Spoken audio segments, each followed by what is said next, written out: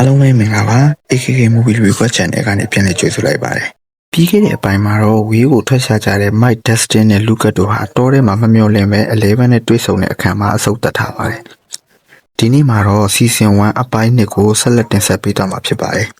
အဲ့တော့အစီအစဉ်လေးမစခင် Channel လေးကို Subscribe လုပ်ပြီးခေါင်းလုံးလေးကိုနှိပ်ပြီးအစီအစဉ်လေးကိုဆက်လိုက်ကြရအောင်ဇလန်းရဲ့အစမှာတော့မိုက်တို့အိမ်ကိုခေါ်သွားတဲ့11ကိုမိုက်ရဲ့အိမ်မြောက်ခန်းမှာတွေ့ရမှာဖြစ်ပါတယ်။မိုက်တို့၃ယောက်ကတော့နင်းအိမ်ကိုဆက်သွယ်လို့ရမယ်ဖုန်းနံပါတ်တွေလမ်းတွေမေးမြန်းနေပြီးတယောက်နဲ့တယောက်ထင်ရတယ်ပြောနေတာကိုစကားတစ်ခေါက်မှမပြောပဲ11ကတော့ပြည်သူ့ကြောင်တောင်းနေနေပဲဆက်ကြည့်နေကြပါ။အဲဒီနောက်မိုက်ကသူ့ဝက်စားတွေကိုလဲဖို့ပေးတဲ့အခါ11ကဒီတိုင်းချွတ်လဲဖို့လုပ်တော့မိုက်တို့ကမနဲ့တားလိုက်ရပါသေးတယ်။အဲ့ဒါနဲ့မိုက်ကရေချိုးခန်းကိုပြပြီးရေချိုးခန်းကိုလိုက်ပို့ပေးပါတယ်။ရေချိုးခန်းတကားကိုပိတ်ဖို့မိုက်ကလှုပ်တော့11ကမပိတ်ဖို့ပြောလိုက်ပါတယ်။အဲကြမှာမိုက်ကမင်းစကားပြောတတ်တာပဲဆိုပြီးချိုးခန်းတကားကိုဟထားပြီးသူ့တငယ်ချင်းတွေနဲ့စကားတော့ပြောနေပါတော့တယ်။မိုက်တို့၃ယောက်ကတော့ယူနေတာစိတ်မနှံဘူးဘာညာနဲ့ထင်ရတဲ့စွပ်ပြောပြီးယူတောင်ပြန်ပို့မယ်ဆိုပြီးလူကနဲ့ဒက်စတင်ကအိမ်ပြန်သွားပါတော့တယ်။သူတို့ပြန်သွားပြီးတော့မိုက်က11ကိုနာမည်သွားမိပါတယ်။နာမည်လေးသွားမိတော့11က011ဆိုတဲ့တတူကိုထုတ်ပြပါတယ်။11ကထုတ်ပြတော့အဲ့ဒါနဲ့မိုက်ကလည်းနင်းနေပြီလားလို့မေးတော့11ကခေါင်းငိမ့်ပြပါတယ်။အဲ့ဒါနဲ့မိုက်လေသူ့နာမည်ကမိုက်ကယ်ရဲ့အတူကောက်လို့ပြန်ပြောပြီးနင်းနာမည်ကိုတော့လို့ခေါ်မယ်11ရဲ့အတူကောက်ဆိုတာ good night ဆိုပြီးသူ့ခန်းစီပြန်သွားပါတော့တယ်။နောက်တစ်ခါမှာတော့ဝေးရဲ့အမေ Joy ကိုဂျွန်နသန်ကအစားစားဖို့နဲ့စိတ်ထိန်ဖို့နှစ်သိမ့်ပေးနေတာကိုတွေ့ကြရမှာပဲဖြစ်ပါတယ်။အဲအချိန်မှာပဲရဲမှုကြီးဟော်ပါရောက်လာပြီးတညာလုံးတောင်ကြားတစ်ခုလုံးကိုရှာဖွေခဲ့ပေမဲ့ဘာမှမတွေ့ရဘူးလို့ပြောလိုက်တဲ့အချိန်မှာတော့ဝေးမီလည်းတော်တော်လေးကိုစိတ်ထိခိုက်သွားခဲ့ပါတယ်။ဝေးဖုန်းဆက်လာတဲ့အကြောင်းကိုဟော်ပါပြောပြတော့ဟော်ပါကစိတ်ထင်နေတာဖြစ်နိုင်ကြောင်းနဲ့ဒီသတင်းကပြန့်နေလို့တယောက်ကနောက်တာဖြစ်နိုင်ကြောင်းနောက်ပြီးဝါယာတွေရှော့ဖြစ်ပြီးကြားကျင်ရတယ်ကြားနိုင်တဲ့အကြောင်းကိုပြန်ပြောခဲ့ပြီးတော့သူနောက်တနေရာကိုသွားဆောင်စမ်းကြည့်အောင်မယ်ဆိုပြီးထွက်သွားခဲ့ပါတယ်။မိုက်တို့အိမ်မှာတော့မိုက်နဲ့နန်စီကအဆာဆိုင်စကားများနေကြပါသေးတယ်။အဲ့ဒါနဲ့မိုက်လည်းမုံနေနဲ့ယူပြီး11ရှိတဲ့မြေအောက်ခန်းကိုဆင်းလာပြီး11ကိုမူကျွေးကသူပြောတဲ့စကားကိုတေချာနားထောင်မြေအောက်ခန်းကနေထွက်သွားပြီးအိမ်ရှိတကားကိုတွားခောက်ပါသူ့အမေကတကားလာဖွင့်ပေးတဲ့အခါမှာလမ်းပြောင်းနေလို့အကူအညီပေးပါလို့တွားပြောလိုက်ပါဆိုပြီးတော့ဒါမိုက်ကပြောပါတယ်။အဲ့အချိန်မှာ11ကတော့အဲ့အချိန်မှာ11ကသူ့ကိုမကောင်းတဲ့လူတွေကထိခိုက်အောင်လုပ်မှမို့လို့မိုက်ရဲ့အမေရဲ့အကူအညီကိုမလိုချင်ကြောင်းကိုပြလိုက်ပါတယ်။နောက်တစ်ခါမှာတော့နန်စီတို့ကြောင်မှာန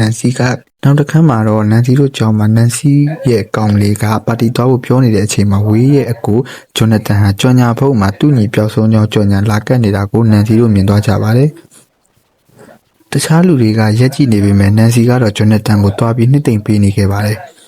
မိုက်တို့အိမ်မှာတော့မိုက်ကသူ့မိဘတွေမရှိတဲ့အချိန်11ကိုတအိမ်လုံးလိုက်ပြနေပြီး11ကတော့တာမန်ပစ္စည်းတွေကိုတော့အထူးဆန်းတွေဖြစ်ကြည့်နေပါတယ်။ဝီရဲ့အကူဂျွန်နသန်ကတော့သူ့ညီနဲ့အတူတူနားထောင်ခဲ့တဲ့တခြင်းလေးကိုပြန်လည်နားထောင်ရင်ကားမောင်းနေပြီးသူ့ညီကိုသတိရနေပါတယ်။ဝီမီကတော့သူ့ဖုန်းပြတ်သွားလို့သူ့အလုပ်လုပ်နေတဲ့စတိုးတိုင်းကနေဖုန်းအစ်ကိုအကျွေးနဲ့တွားဝယ်ပါတယ်။အဲအချိန်မှာပဲတခွဲကန်းကလူတွေကဝီတို့အိမ်ကိုလာပြီးထူးခြားမှုရှိမရှိလာရှာပါတော့တယ်။မိုက်ကတော့11နဲ့ကစားနေတော့သူ့အမေရောက်လာတာကြောင့်11ကိုသူ့အခန်းကအဝိဗီဒီယိုထဲမှာထည့်ပြီးသူ့အမေစီသွားပါတော့တယ်။11ကတော့တခွဲကန်းမှာတော့အမောင်ကန်နဲ့ထည့်ထားခံရဘူးတာကြောင့် trauma ရပြီးကြောက်လန့်နေပါတော့တယ်။ဝေးမေကတော့ဖုန်းအစ်ကိုအိမ်မှာကျိုးတက်ပြီးအယူမကြီးတို့ဖုန်းကိုပိုက်ခါဝေးစီကထပ်မံဆက်လာမလားဆိုပြီးတော့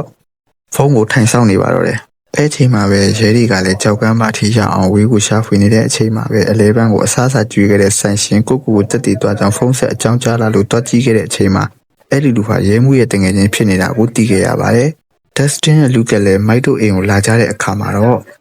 11ကိုပြန်မပို့သေးလို့မိုက်ကိုယူနေပြီလားလို့ဝိုင်းပြောနေတဲ့အချိန်ဝေးကသူ့မှာအန်ရရှိနေတယ်။သူကဝေးကိုလည်းသိတယ်။သူ့ကိုအန်ရပေးနေတဲ့လူတွေကလည်းဝေးကိုခေါ်သွားတာဖြစ်နိုင်တယ်ဆိုပြီးမိုက်ကပြောပြနေပါတယ်။အဲ့ဒါကိုလူကလက်မခံပဲမိုက်အမေကိုသွားပြောဖို့တကားဖွင့်လိုက်ပေမဲ့11ကသူ့အစွမ်းနဲ့ပြန်ပိတ်လိုက်ပါတယ်။နောက်တစ်ခါထပ်ဖွင့်ပြန်တော့လေပြန်ပိတ်သွားတာကြောင့်မိုက်တို့၃ယောက်ထဲအံ့ဩပြီးကြည့်နေတဲ့အချိန်မှာနှာခေါင်းသွေးတွေရှံနေတဲ့11ကမရဘူးဆိုပြီးပြန်ပြောလိုက်ပါတယ်။နောက်တစ်ခါမှာတော့ရဲမှုကြီးဟော်ပါကစားတောက်ဆိုင်ပန်ရှင်တည်ဆုံးမှုနဲ့ပတ်သက်ပြီးမေးမြန်းကြည့်တဲ့အခါမှာတခွဲကန်းကလူတွေနဲ့ကလေးတစ်ယောက်ရောက်လာကြောင်းသိရှိခဲ့ပြီး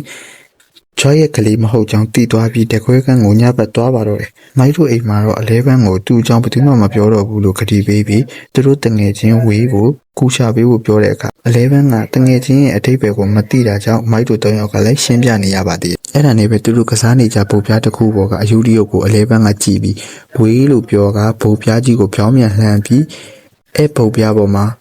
အဲ့အယုတ်ကိုတင်ကဝေးကပုံနေတယ်လို့ပြောတဲ့အချိန်မှာမိုက်ကဘာလို့ပုံနေတာလဲပြောတော့အယုတ်ထဲကအကောင်ကြီးတစ်ကောင်ကိုပါ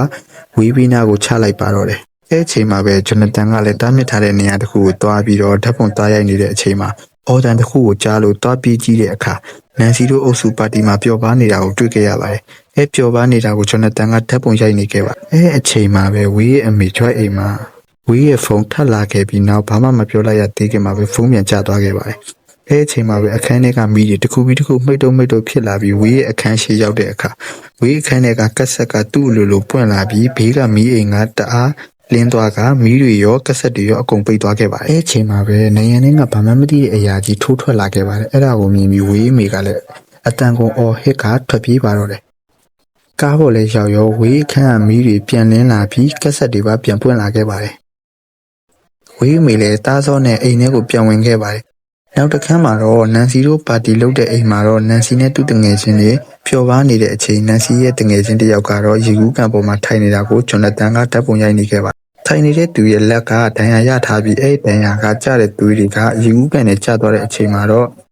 နောက်ကနေတက်တဝါကြီးတစ်ကောင်ရောက်လာပြီးနန်စီတို့တငယ်ချင်းကိုဆွဲခေါ်သွားပါတော့တယ်အဲ့ဒါကိုနန်စီတို့ကမသိပဲအပေါ်ထက်မှာသူ့ကောင်လေးနဲ့မူတူကိုလုံနေတဲ့အချိန်မှာပဲတင်ကြတဲ့ season 1အပိုင်း2ကပြည့်စုံသွားခဲ့ပါတယ်ဒီဇလန်မှာခင်ဗျားတို့အကြိုက်ဆုံးကာရီတာကဘာတူလဲ comment မှာရေးသွားခဲ့ကြပါဦးခုလိုကြည့်ရှုပေးခဲ့တဲ့တယောက်ချင်းဒီတိုင်းကိုကျေးဇူးတင်ပါတယ်မနေ့ကမှလည်း season 1အပိုင်း3ကိုဆက်လက်တင်ဆက်ပေးသွားမှာဖြစ်လို့ဆက်ဆောင်ကြည့်ကြပါဦးလို့ပြောကြရင်ဗီဒီယိုလေးကိုအဆုံးသတ်လိုက်ပါတယ်